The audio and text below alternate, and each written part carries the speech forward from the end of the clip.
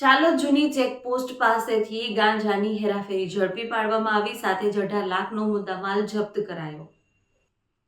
દાહોદ જિલ્લા પોલીસ અધિક્ષક રવિરાજસિંહ જાડેજાના માર્ગદર્શન હેઠળ તથા નાયબ પોલીસ અધિક્ષક ડી.આર. પટેલની દેખરેખમાં 31st તહેવાર અન્વયે દારૂબંધી અને નાર્કોટિક્સ સામે ચાલોદ પોલીસે અસરકારક કાર્યવાહી કરી છે।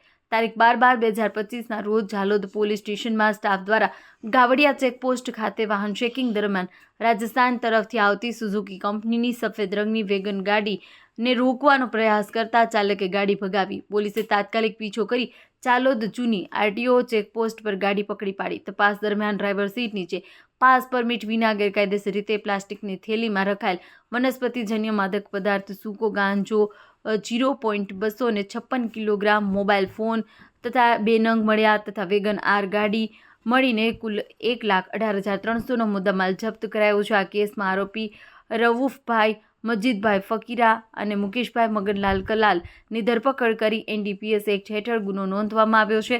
ચાલોદ પોલીસની આ કાર્યવાહીથી જિલ્લામાં નશાની હેરાફેરી સામે કડક સંદેશો છે।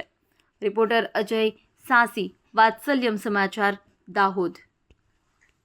જી સર, તારીખ 31/12/2025ના રોજ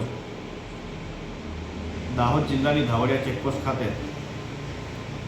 લોકલ પોલીસ, એસઆરપી જવાનો વગેરેની ટીમથી વાહન ચેકિંગની કામગીરી કરવામાં આવેલ હતી।